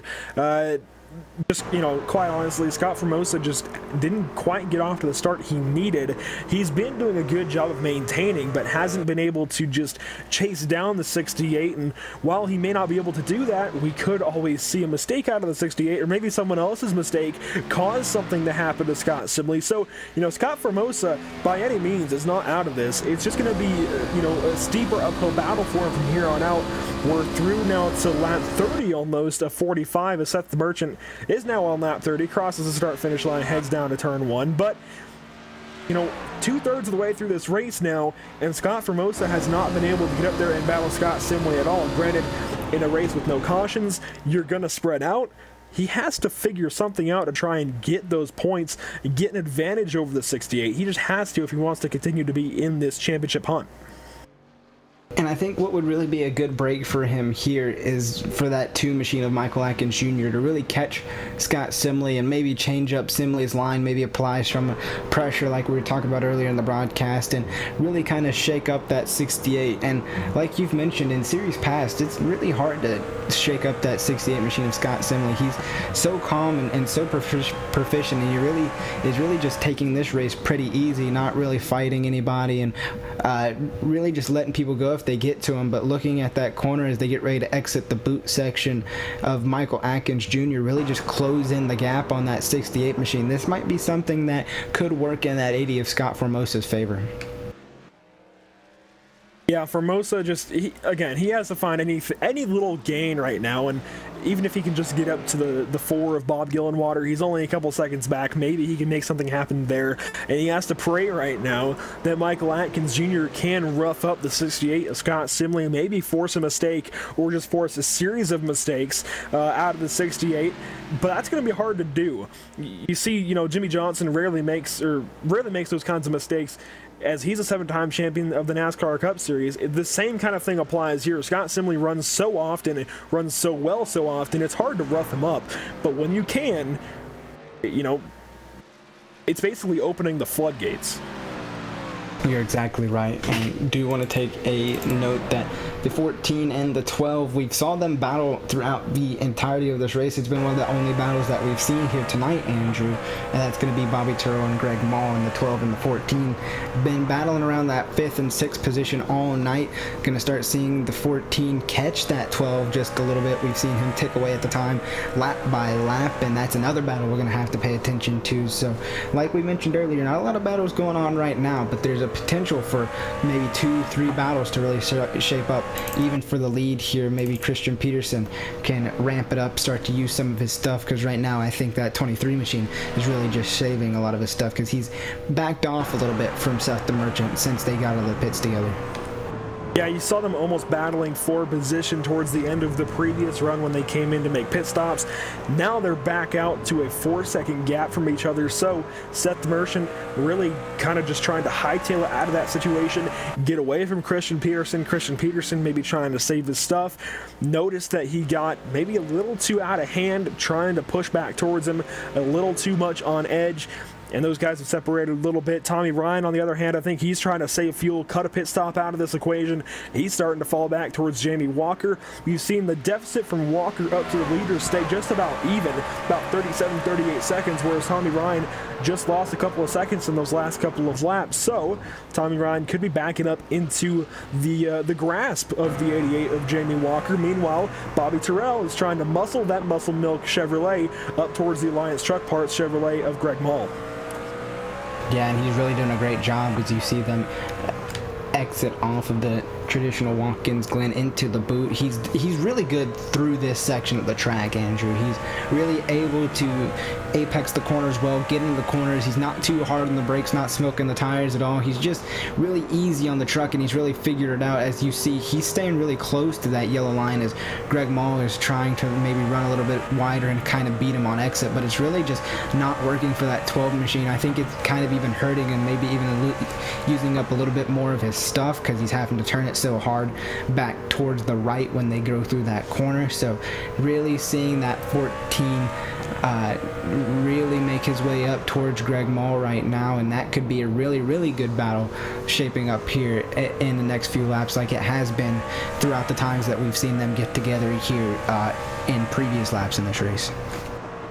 Yeah, Chris, that's exactly right. We saw a couple of big moves from each of these guys earlier on in this event, and I wouldn't expect anything different from these guys if Bobby Terrell can work his way up to Greg Mall. I think we'll see some big moves for passes.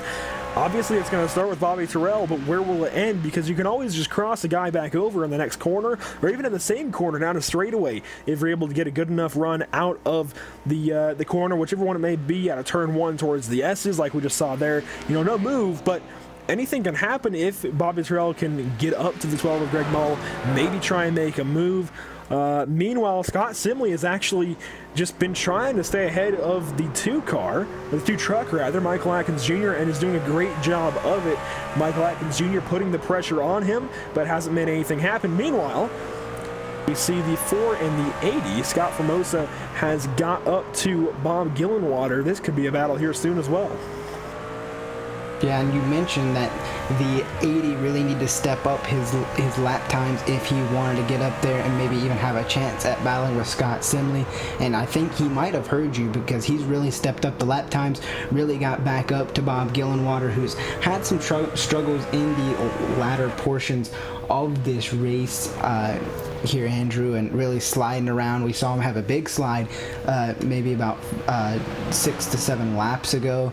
So he's really been struggling here, and you just see the run the 80 gets off, going to quickly move to the right, and I think the 4 of Gillenwater just saw that he was coming with a head of steam and just forfeited that position. So move Formosa up to 10th. That moves 1 position between him and Scott Simley, and that battle is starting to heat up between Michael Atkins Jr. and Scott Simley. Atkins, like I mentioned before, had been eating away at the 68 machine's lead, and he's there now as they exit off into the boot section of this track. So this could be exactly what Formosa needs to start to light that fire under that 80 machine and get him up there and battle with these guys. And I think from here, if I'm Scott Formosa, what I want to do is start saving fuel. You just got by the 4 truck of Bob Gillenwater. You're not just going to go outright catch Michael Atkins Jr. or Scott Simley. So now what you might want to do, as Atkins has made the pass on Scott Simley, try and take advantage of the fact that Scott Simley is a bit more vulnerable right now. Try and save some fuel. Maybe stay out under some pit stops if we have any more, and try and get the lead for even just a second. I'm not totally clear on bonus points in this series, but if you get a bonus point for leading a lap, that's a point that's going to go towards that cutoff, and Scott Formosa could force something to happen as Scott Simley just lost a position again to Michael Atkins Jr. through the boot.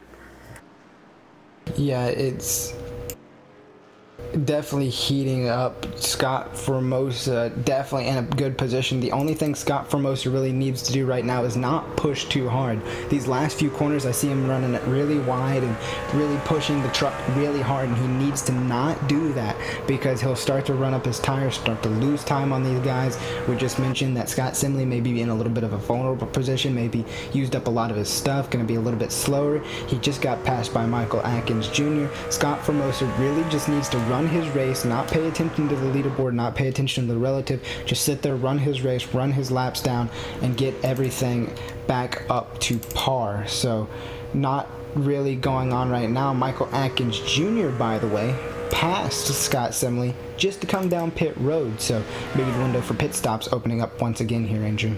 And Chris, to that point, a big development. The 23 came in early, totally undercutted the 57 of Seth the Merchant. Christian Peterson has already completed his final pit stop of the race, so he's on new tires. He just pushed back by Jamie Walker. Now Tommy Ryan through to second, at least for now. Seth the Merchant in first. We'll see what these guys do from here. We talked about Tommy Ryan possibly trying to save some fuel, force himself to cut out a pit stop and maybe just run one less pit stop than these guys. We already see him currently on 2 pit stops, whereas Christian Peterson has already made his 3rd. He's only 17 seconds back, though, the 23, that is, of Tommy Ryan, so anything can still happen. We mentioned Scott Simley getting passed, I guess, by Michael Atkins Jr. He came through. He's back on the speedway. He's getting up to speed. Just everything happening in such a small window of time here, Chris. Is a slow window of time, but this is exactly when I expected everything to start happening here. Final pit stops being made, just about to cross with 11 laps ago. I'm going to be interested to see what the 57 of Seth the Merchant, because obviously he knows Christian Peterson has totally flipped the script, totally flipped the strategy on these guys, and pit way early than he normally does on these runs. So as the 57 of Seth the Merchant comes out of the boot, he's going to be looking at that lapped car, that 80 machine of Scott Formosa that we were just talking about. He's going to be putting him a lap down, and that's interesting to see, because these leaders really making it through this pack. As he just passes, it means he's lapped up to 10th now, so definitely putting these guys in the way. Seth the Merchant going to stay out once again, so stretch it a little bit longer. So 11 laps to go here in the race here, Andrew. A lot of varying strategies as we get down to the nitty-gritty, and it's definitely going to be interesting to see which strategy prevails, because right now I'm leaning towards maybe the Seth the Merchant Tommy Ryan side, because Christian Peterson has a lot of time to make up. Yeah, if Seth the Merchant can somehow pull something out of where and make it to the end of the race without pitting again, I think he's got the win, plain and simple. Christian Peterson 40 seconds back right now. Obviously he's constantly making up time on Seth the Merchant, but it's 40 seconds. We're talking about pretty much a third of the track right now. 40 seconds to make up in just 10 laps. I don't know if he can do that. Christian Peterson has put himself in a hole, but if he just forced the hand, undercutted the 57 of Seth the Merchant, and Seth the Merchant has to still pit, I think that tips the scales back into the favor of Christian Peterson.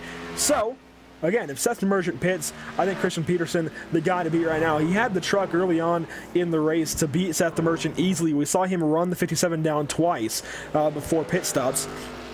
We'll see what happens here. Tommy Ryan, though, not one to basically count out of this.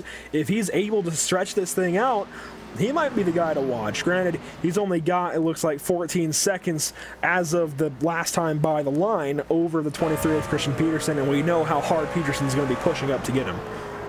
You're exactly right. Bobby Terrell, one of those drivers, another notable coming down pit road as well. So we're starting to see it open up here with coming to 10 laps to go.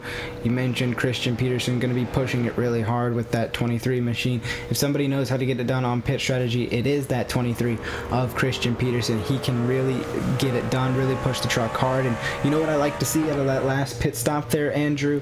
There was no mistake out of the 23 camp there on that pit stop. He made the pit stop when it mattered and got in, got out, and drove straight off. So good to see Christian Peterson get in, get out, and be on the rails right now trying to catch Seth the Merchant. Yeah, that really is a great turnaround for the 23 camp. Like you said, come in, no mistake, get back out there, do what they had to do. So a good deal for Christian Peterson could turn into possibly a race win if he played his cards right. He might have pitted a little bit too early, considering, he's running his tires out now. If Seth the Merchant pits in maybe a couple more laps, starts to run back towards the 23, The 23 might not be able to defend that position. We might have a really interesting battle on our hands depending on how the rest of this race goes. I will mention Tommy Ryan not really losing any time to Seth the Merchant. It's kind of hard to me to believe that Tommy Ryan is even saving fuel at this point. I think he's just going all out from here. So I think he just tried to get that lap led earlier on. I don't think he was going for a two-stop strategy.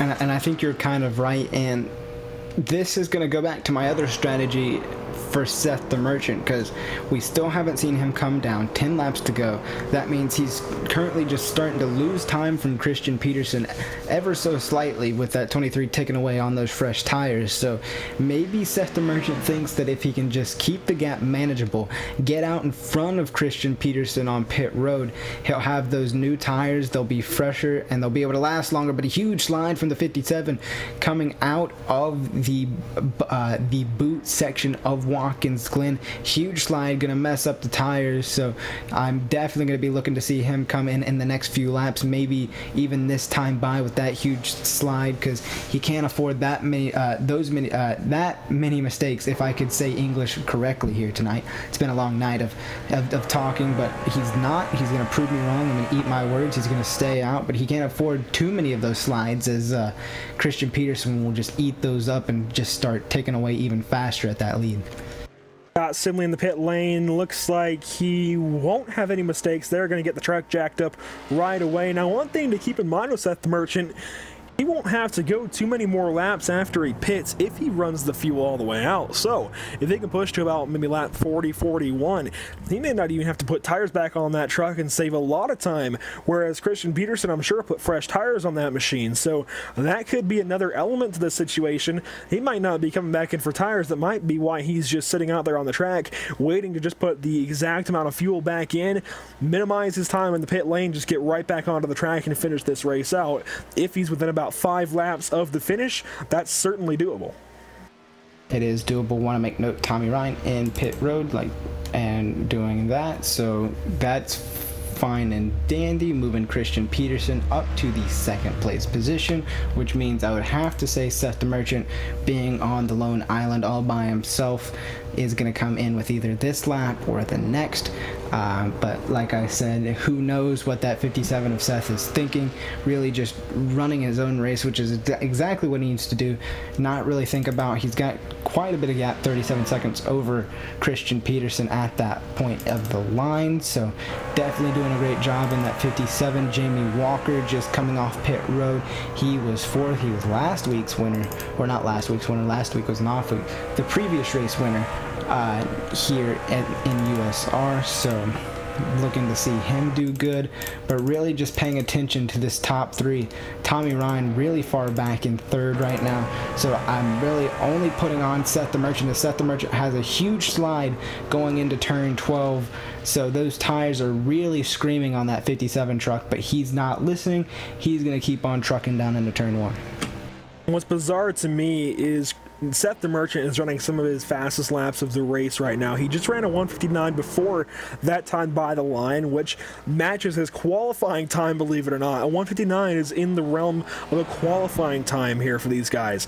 He did run a 2:0 that time by, so slowed down just a tiny bit, but it's kind of bizarre that this 57 is working so well on this long run. I think that really kind of cements the idea that he's not coming back for tires. I think he's just going to come in, get some fuel, top that thing off, and get back out there. Well, it would be a great move for the 57. Granted, you know, he has to come through the pit lane at, what, 45 mile an hour and really slow himself down. That could account for the gap of 36 seconds back to Christian Peterson. I'm not sure what Christian Peterson did on his previous pit stop, if he took 4, 2, none, whatever it may be, but Seth the Merchant is just on a tear right now, even on these old tires at the end of a run, presumably running some of his fastest lap times. It is going to be close, because we are ticking down to about the breaking point for Seth the Merchant to make it and really have good tires with the fuel and everything, because we're on lap 38. This is only a 45 lap race here, Andrew, so time quickly ticking away. Things are starting to heat up. Maybe not too much side-by-side action going on, but the strategy, looking at the time difference, is Christian Peterson going to get there?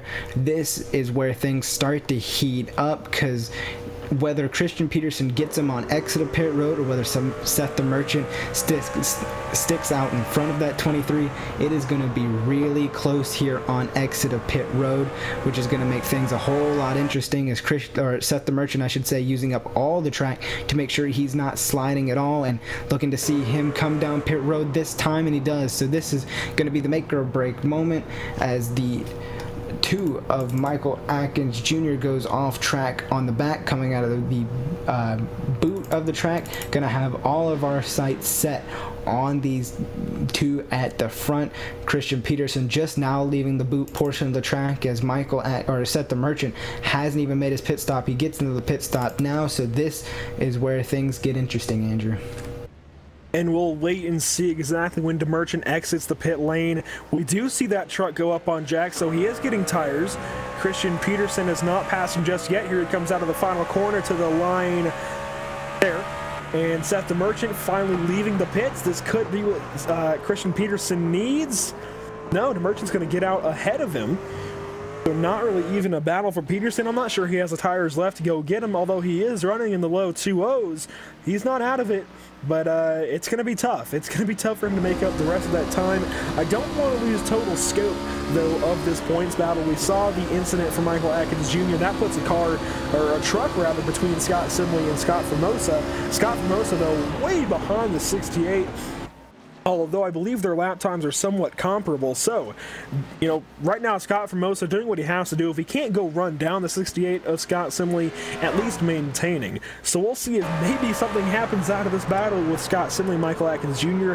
But this is just another installment in the saga of these 2 battling all race long. I'm not sure we'll see a moment out of these guys. I'm not sure we'll see anything happen to Scott Simley. I think the time has just run out for Scott Formosa to get back into the championship battle. I think he'll be eliminated after the end of this race. And I think I tend to agree with your statement there. We will say goodbye to 3 people at the end of this race. Matt Mara going to be one of those, because he failed to show up in New York here tonight and take some laps, so he's already going to be one of those drivers. Will Scott Simley or Scott Formosa be one of them? It only takes one mistake here, Andrew, to really put a spout in the race. Rich Jetty going to be another one of those drivers going home tonight. He's going to be eliminated here tonight. He can still race, but he'll be eliminated 31 laps down, back in 19th. So it's only really between Scott Simley, Scott Formosa at this point, the only drivers who have a real shot at, you know, shaking things up for the bottom 3. Meanwhile, up at the front, we were talking about Christian Peterson, Seth the Merchant. Seth the Merchant executed when he needed to on pit road, got way out in front of Christian Peterson, and I just do not think Christian Peterson has the laps nor the tires to keep up with him, as we just crossed to take lap 40, which means 6 laps to go. And Christian Peterson, I will give him credit here. He just ran a lap faster than his qualifying time. It was a 1:59.475. He ran a 1:59.668 in qualifying. So he's on a tear right now. He knows what he has to do. Elbows up pretty much for the driver of the 23 truck. He is chasing Seth the Merchant, but I'm not sure it's going to be enough. Only 6 laps, now about 5.5 laps to try and catch that number 57. So Seth the Merchant, he has the better tires right now. We'll have to wait and see what the 57 puts down as far as the lap time on fresh tires, not exiting the pit lane. We'll see that next time by, as he catches up to the 2 of Michael Atkins Jr. to put him and then Scott Simley a lap down. That is really, really impressive by these leaders, Seth the Merchant, Christian Peterson, all these guys, to lap all the way up to 8th place almost, because they got to get by Michael Atkins Jr., which Seth the Merchant will look to do in this corner. Michael Atkins will, you know, let him go by through the corner. So it's really impressive to see the speed out of these, the 57, the 23, all these drivers still on the lead lap, really battling, and how fast they go around this track. And like we've mentioned all night long, this track configuration is really not normal for these trucks or any sort of stock car to go around. They're used to running more traditional Watkins Glen track, so adding a few extra turns in there can really mess with a driver's driving style. And these guys have really, you know, taken the best out of every situation and really made the most of tonight. Yeah, and it really comes down to guys, like we mentioned, all night long, just doing what they have to do to maintain. As 5 laps to go, falls upon Watkins Glen International and Watkins Glen, New York. Seth the Merchant, your leader, he has not made any mistake aside from one little mess up in the pits. The good news for him, Christian Peterson had 2 on the same pit stop. So Seth the Merchant pretty much ran a perfect race. You can allow for a mistake or 2, but you can't have them be big. Actually, that was almost big out of the final S, coming down to the bus stop as he got by Scott Simley in the 68. Scott Simley not one to go easily, but right there at 57 just had all the momentum in the world, went right on by the Toyota Tundra of Scott Simley, and now Christian Peterson trying to work through lap traffic as well. A big moment into the carousel. Yeah, big moment indeed into the carousel. Just watching throughout the rest of this track, and not really too much going on. Scott Formosa just now coming through the bus stop. Everybody's still single filed out, as you mentioned, with 5 laps to go in this race, maybe 4.5 at this point now. Seth the Merchant working through the boot section, so it's really winding down, and it really may not seem like it, Andrew, but this race kind of did go by pretty fast. There wasn't a lot of action going on, or on-screen action, but you know, the time difference, the pit stops, it all makes road course racing worth watching and worth calling, and it's been exciting for me up here in the booth to watch these trucks go around this track for 41 laps, getting ready to be 42 because Seth the Merchant's quickly knocking these laps down. But it's been a fun night here tonight at Watkins Glen International. Yeah, Chris, it was good to get to meet you, call my 3rd race with LSRTV. It's been an honor in each and every installment as Seth the Merchant, that was an interesting one. Seth the Merchant works out of the final corner towards the start-finish line to complete 42 of 45 laps. It's been a lot of fun, you know. Even in the lulls of the race, there was always something we could go back to, default back to, even if it was just a points battle, and we can't lose scope of that. Granted, it's been a fun race watching the strategy, you know, come out between the 57 of Seth the Merchant, the 23 of Christian Peterson, and the 6 of Tommy Ryan, even for a little bit. It's been a lot of fun. That it has, and kind of watching this time difference, Christian Peterson just slowly but surely falling off of Seth the Merchant in that 57, just upsetting that driver just kind of missed the pit strategy just by a few laps, didn't get it, maybe a few seconds even on the pit stall, just getting out of there, because I feel like if Christian Peterson would have got in front of Seth the Merchant, it could have been an entirely different race here. Tommy Ryan doing good in 3rd, really tried to, you know, test out the waters and pit strategy, trying to make something happen, but unfortunately did not. But 3rd, definitely not anything to hang your head about. Looking back to see if there's any close racing. Scott Simley, Michael Atkins Jr., these 2 drivers have been close all night long, Andrew, and they're close once again going through the boot section. Michael Atkins Jr. looking to track down the 68 once again. And really the only other battle I see on the track right now would be Tim Matthews actually catching up to Bob Gillenwater. The 54 had some issues early. He got behind the ball, but now he's been pushing his way back through the rest of this race. He has caught the 4 of Bob Gillenwater. The 4 kind of just running a complacent race, if you will, kind of falling back, just keeping that truck on track. That's what you got to do. If you're not in the points battle, just keep the truck on track, finish this race. That's your main priority. So a good job from both of these guys to keep their trucks intact and work towards the end of this race. Now as Seth the Merchant comes by the start-finish line here in just a moment, that will give us just 3 laps to go, about 9-10 miles left in this race.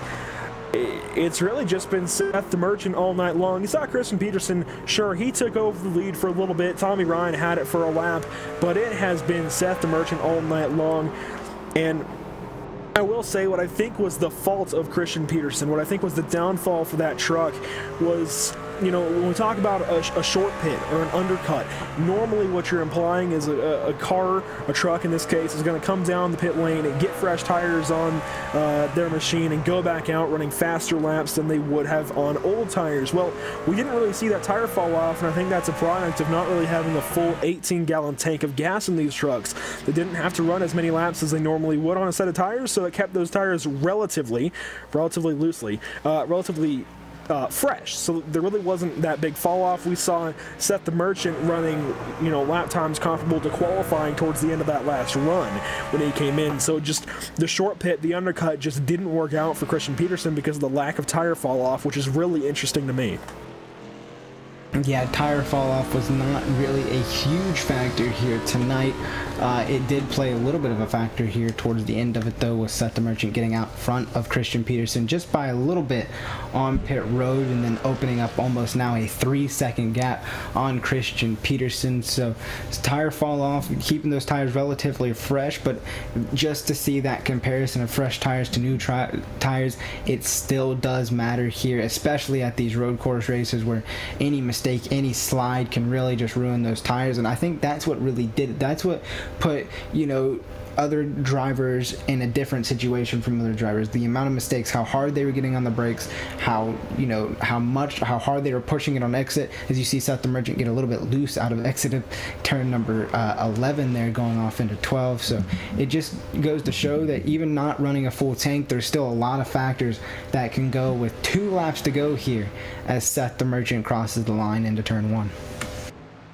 And really the only battle on the racetrack right now, again, defaults back to Scott Simley, Michael Atkins Jr. The two looking low into turn 1. Will he make the move? No, he backs out early. He's going to give the line back to the 68 of Simley. The 68 of Simley going to keep that position. And now we go back to that points battle, Chris.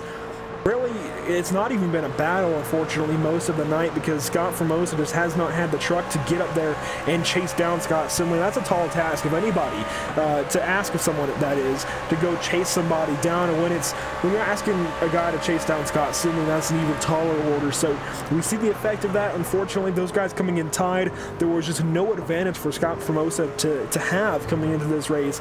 He had to go out there and beat Scott Simley. Not an easy thing to do. We're going to see the result of that. Scott Simley coming home currently in the 8th spot, while Scott Formosa is 10th. Yeah, and you want to talk about tall tasks. How about that driver in between those two of Scott Simley and Scott Formosa? Michael Atkins Jr. from 20th to 9th at the moment, up 11 positions. We saw him get into the little barrier there, maybe pushing a little bit hard to get one more position, but that 2 machine has definitely been on a tear through this field. Not in contention for the win, but definitely a feat to behold here, 20th to 9th, especially at a road course where everything's so spread out at times. It just goes to show that if you run your race, you can really tear through this field. Speaking of running your race, coming through turn 11 is going to be Seth the Merchant, using all the track, almost gets in the grass there to come to turn 12, and he's going to see the white flag off of this corner. White flag in the air. Seth the Merchant crosses the line. 1 more lap to go here at Watkins Glen. 3¼ miles left for the driver of the 57, Seth the Merchant. He's run a perfect race all night long, just about. Only had the one mistake that I can think back to, again, that was in the pit lane, but at the same time, you had Christian Peterson make a couple of mistakes with him that was able to leave Seth the Merchant in the lead, so it worked out in the long run. He's got a 7-second gap over Christian Peterson.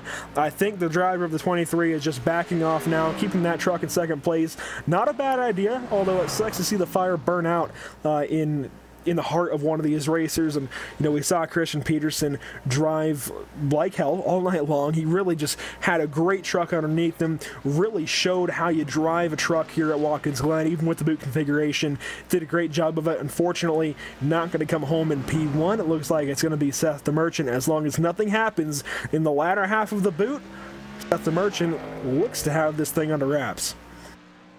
He does, as he's going through the boot section at this moment in time. He's only got about half a track left to go here, Andrew, before we put a bow on this thing, and off we go into the next round of chase racing. So as this is an elimination race, it does knock out 3 people. It looks like right now, as things run, Scott Formosa is going to be the driver on the bubble that just misses it. And then, you know, Matt Mara going home, Rich Jetty is going to go home. So those are the first 3 drivers to go down here tonight at Watkins Glen. But on a little bit more of a positive note, coming through turns 11 and 12 for the final time here tonight in New York, Seth the Merchant gonna come off the final corner with the checkered flag in sight. Seth the Merchant, your winner here at Watkins Glen. Christian Peterson now out of the final corner of the race. He actually gets really sideways, a great save. He'll come home in second place. Back to the points battle. Scott Formosa again going to come up short as Scott Simley comes out of the final corner. He'll finish this race in the 8th position, barely hanging on to it from Michael Atkins Jr. Not that it would have mattered, but Scott Simley will advance himself into the next round of the chase. Scott Simley fighting that bubble, so he fights for maybe a 3rd consecutive championship this year on the next round. But while Seth the Merchant is busy drifting it through the corners, we're going to take a moment and go through your full field rundown. Seth the Merchant picks up his first win of the playoffs here in, or no, not his first win of the playoffs. The second win of the, or no, yeah, it was his first one. I was looking at the wrong thing. Sorry, that's a broadcaster error. Seth the Merchant picks up his first win of the playoffs here tonight. Christian Peterson comes home in 2nd. Tommy Ryan and Virginia Walker in 4th. 5th goes to Greg Mall, Bobby Terrell in 6th. John Jenkins 7th. Scott Simley gets it done to advance in the next round. He's going to round out 8th. Michael Atkins Jr., our biggest mover, 20th to 9th. And then Scott Formosa goes home, but rounds out the top 10. And following up Scott Formosa in the 11th position, Bob Gillenwater hangs on to that spot in the number 4 truck. Tim Matthews then comes home in 12th. Couldn't get the job done, couldn't get by the number 4 of Gillenwater for that final position. 13th, we're going to have Joe Hudson, 15 laps behind the leader of Seth the Merchant, the winner of Seth the Merchant, that is, while John Wilco comes home after a bit of an incident there, 26 laps behind. James Nunn, 27 laps behind, rounding out your top 15. Justin Michael comes home in 16th. Chris Gibbo in 14th. Jeff Ryan 18th. Sorry, I messed that all up. Chris Gibbo in 17th. There we go. Jeff Ryan in 18th. Rich Jetty in 19th. Dwight Beverly in 20th. Aaron Bennett in 21st. And Dwayne Dunn rounds out your 22 truck field. That's a look top to bottom at your full field rundown as we're looking at Seth the Merchant make his long way back and finally burn it down on the front straightaway. We're going to take the moment and step aside here on LSRTV. When we come back, we've got your top 3 here at Watkins Glen. You're watching LSRTV, your home for sim racing.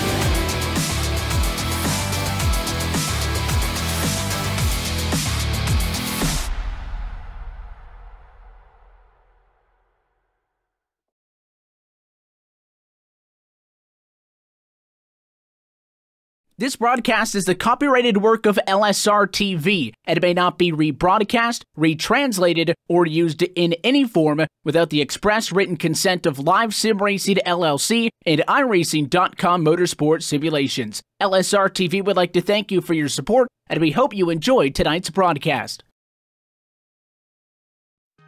And we welcome you back here to a lull at Watkins Glen International. Seth the Merchant continues to be your points leader and picks up the win here tonight at Watkins Glen. So while we've got that chance, we're going to take a moment and talk to your winner, Seth the Merchant, here as we get him and try to find him in the victory lane, get him pulled up. And Seth, you get it done. Started first, finished first in what seems like an almost dominating night here tonight. Saw a few lead changes here and there over pit strategy. How was the racetrack out there tonight? It was pretty good. I think me and Christian had a really good race, kind of going back and forth all race. So I think I had him covered there on the first run, but then he figured out what I was doing and started running me down, but just messed up his pit stops, and I was able to just keep up enough of a gap that I could stay in front of him and beat him out there at the end. And, you know, pit strategies being a huge part of this race, being no cautions, which means little room for error. Pit stops is where we saw a lot of our mistakes. We saw Christian make a few. We saw you make one on the second pit stop. Just how hard was it, you know, getting on the brakes, getting with those, you know, early tires? How hard was pit road out here tonight? Because it seemed like a lot of drivers, not even you two, were the only ones struggling out there. It wasn't that bad getting into the box. It just seems like the way iRacing has the like spot where you have to be in is like too far over to the left. Like you can be dead center in your box and it'll still tell you to go right. So that's what a lot of people were struggling with. Is every time they'd get in their box, it would tell them to move over. And I don't know. We finished this, you know, this round up in the chase. You come home a winner for the first time in the chase with Watkins Glen, so that makes a huge run of momentum into the next round, which starts off with Dover, Talladega, and then Kansas. Are those three tracks some of your stronger tracks? I know Talladega is pretty much kind of a wild card, and anybody can pretty much get it done there at Talladega, but are you looking forward to Dover, Kansas, the races up here in the next round? Yeah, definitely looking forward to Kansas. I'm pretty good at Dover and Dega, you know, like probably just going to take it easy and be cautious and try to make it to the end and get decent points, and then kind of just go off of Dover and Kansas because I feel like I have a really good shot at winning Kansas. So it's been a really good track for me, and we'll see what we can do. Well, you get it done tonight, and we wish you luck in future rounds. Before we let you go here, Seth, sponsor shout-outs. Who makes it happen for that 57 machine? Just the guys at Vincier Racing, Christian, P2 finished tonight, and Peterson Irrigation for being on the truck. We got 6-man race cars on the truck and Globalcom, so just gotta thank them. All right, congratulations on your win tonight, Seth. Hope to be talking to you a little bit later here as we get ready to, you know, wrap up this season. There's not a whole lot of racing left, so congrats on your win, and hope to be talking to you real soon. Thank you. All right, and there you have it. That's going to be the 57 of Seth the Merchant. Andrew, I'm going to throw it down to you, talking to his teammate, the 23 of Christian Peterson. Christian, what a battle as you did everything you could to catch back up to your teammate of Seth the Merchant. What was the nail in the coffin for your attempt to try and run him down from second place? Yeah, the pit stops were definitely where I struggled, man. We had three pit stops, and every time something different happened, and I lost a bunch of time. And on the first one, I was able to gain back all the time I lost, like, I don't know, 6 seconds or somewhat, and I think I went into the pits like a second behind him, and then the same thing happened, and then I ended up being in reverse because I had to go in reverse to get back to the right or to the left, and I don't know, it was just real hectic on pit road. But Seth did a really good job. He was super fast. I can't take anything away from him. That was all him. I don't know if I would have been able to get by him. I tried to strategize and get by him at the end, even with my mistakes, but I really think I needed to not make a mistake on that last pit stop, and maybe we would have had a shot. Well, you certainly gave it your all. You were running lap times better than your qualifying ever, even at one point in that final run to try and chase down Seth the Merchant. But moving forward, looking past the mistakes here tonight, you're into the next round of the chase really easily. Second place in the points, a great effort through round one. As we look forwards to round two, you have Dover, the wild card of Talladega, and Kansas, almost another wild card, just with how wide open it is around that place. What's the biggest track in your mind that you have to work on to try and capitalize through round two of the chase? Well, it's definitely going to try to beat Seth because he is the guy that's on top right now. So I told him before going into Watkins Glen that I was going to have to beat him here, or it wasn't looking good for the rest of the season. But I think we got the mistakes out of the way here, like you said, and we're going to go to Kansas. And try to get a good finish. Seth's really good at Kansas, so there's probably going to be some other really fast guys, Jamie, Tommy, and a bunch of other guys that show up. Probably Aaron. Aaron will be quick, so we'll see how we do there. We should be good. I think that's a Highline track, so I'm not too fond, but we'll see what we can do.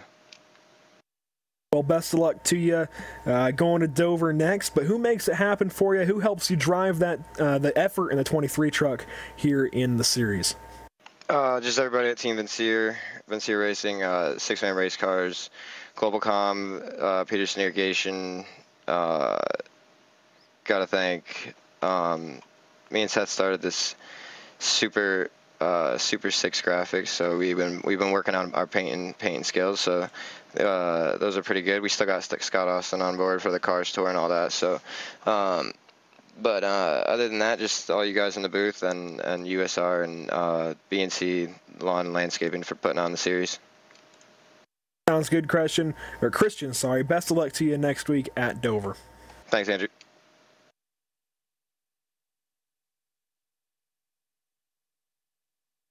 All right, and that's going to do it for Christian Peterson and Seth the Merchant. So we're going to move down the line here and talk to the driver who finished in third, Tommy Ryan. Seems like we're continuing the trend here of starting where you finish. You started third, Tommy finished third. Really nothing to be ashamed about. How was the racetrack? How did the truck handle out there tonight for you? Yeah, the only thing I was ashamed of is finishing 40 seconds behind those guys. You know, the thing, I mean, I race in another league, which we're running the Ferrari GTE, and I've got so used to how that thing has got so much horsepower and can turn, and I got in this thing, man, it was a monster. It took me probably, several laps to get it under me, but it just felt really heavy. It felt really tight and never really got loose off until it got really light on fuel, I guess. I don't know if you guys saw, I had a big moment out of the exit of the boot. But overall, man, it drove, typical like a oval car. It's, felt heavy and pushed a lot. So other than that, man, it was good. We had fun. Yeah, and you weren't really the only one having, struggles getting off of the exit of the boot. It seemed to be a trouble point for some of the drivers, but I do want to take a little bit of time to talk about pit strategy, because we saw you on that second stop try to, change some things up. You stayed out a lap longer than the other guys, maybe trying to make up some time. What was it like trying to gauge the pit strategy here tonight with, everybody being so spread out from the start and having that standing start and then getting spread out and really just changing the whole complexity of this race? How hard was it to gauge pit strategy of when you wanted to come in and how much you wanted to differ from everybody else? As far as the start goes, I just want to get out, and luckily I qualified third because when these things go and you're only dealing with local yellows, you got to get up on the start and get up on the wheel and dig like crazy, man, for the first few laps and put some distance on the guys behind you. And luckily, me, Seth, and Christian pulled out right there, and we had a pretty decent gap. As far as pit strategy goes, if I'd have known, I would have probably, once I got the gap, I probably would have backed off and tried to save as much as I could and stretch each run. I think it was at least 5 laps short on fuel at the end of it, so that would have been a big feat to try to save that much fuel between those runs. But it would have been fun trying. But as far as the strategy went, it was just like, I'm just going to run it dry. And then I couldn't remember if Aaron Award's leading the lap here. So I was like, I don't want to try to stretch this one. Once those guys pit, I can come back around, get a lap led, and maybe get a couple extra points. Because I'm trying to go for, 13th place or whatever. And then at the end of it, I was kind of watching the interval with Jamie. I was like, if he doesn't take tires and I end up taking tires and he starts digging at the end, it could get interesting with me and him. But I was like, I'm just going to take enough fuel to get it done, and I should be able to hold him off, because I just kind of took it easy just to run as many laps as I could on the last run. And you mentioned, driving the monster of the Ferrari GTE, but I want to transition into a different monster, which is the monster you're taking on next week, which is Miles, the monster at Dover International Speedway. Is Dover something you're really looking forward to? You just mentioned it being 13th in points, not really in the hunt for the championship right now. You're just out there to win races and finish good. Did that change your mentality at all, especially with Talladega and all those tracks coming up? How is your mentality going into these races? Do you race a little bit harder? Do you race the guys any different? Or is it just smooth sailing for Tommy Ryan? As far as next week goes, Dover can eat up a race car pretty quickly. Monster, Miles the Monster can come out and just freaking destroy your race. Two big things coming out of turn 4 and getting on and off pit road is pretty dangerous. But as far as racing these guys, I wouldn't race Jamie or Aaron or anybody any differently, whether I was in it or out of it. I try to come in these races and race everybody the way I would want to be raced, which is clean and hard. But, I'm just going to go out here and just run and have fun. And that's basically why I show up here on Friday and Saturday nights in USR. It's a great group of guys. These, as you can tell, I'd say 99.9% of the guys in this thing have really good car control. You can race them door to door, and I'm going to show up every week and dig like crazy and try to win as many as I can. So, Talladega, you know what that's like, man. You never know what you're going to get. You just try to hope for the best and get some teammates, and just don't screw up pitting if it goes green. So we're just going to try, man.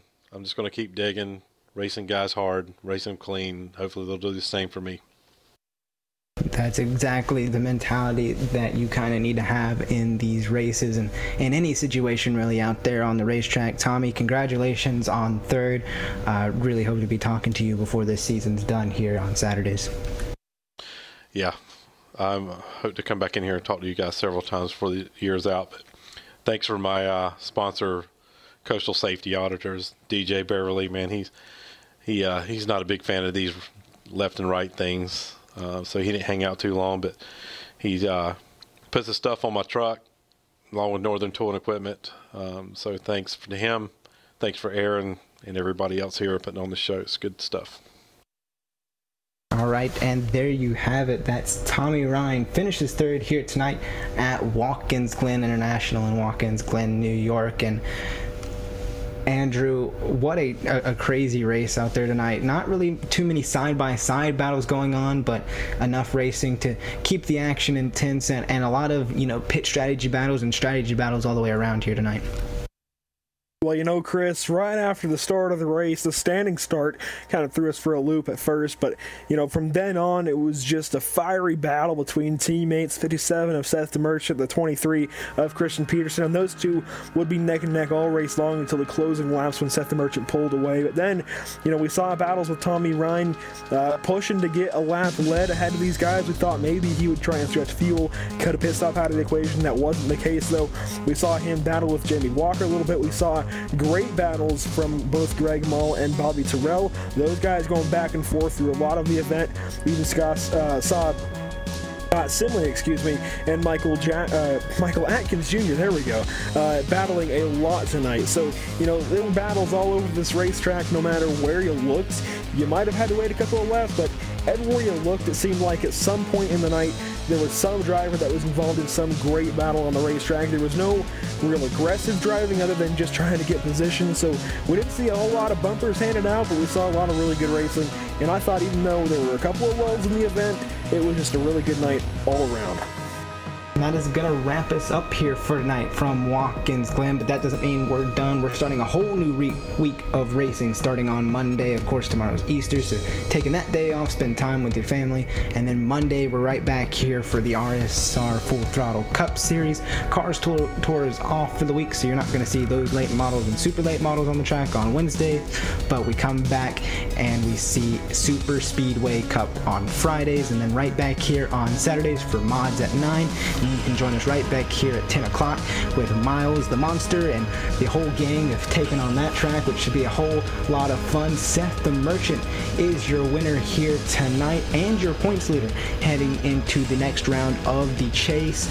So for our team behind the scenes, for DJ Line, Evan Pasoko, Laura Lawson, for our team here tonight, Cisco Scaramuza, Andrew Carnale, and Chris. I'm Chris Murdoch saying good night from Watkins Glen. Have a safe holiday, and we will see you next time.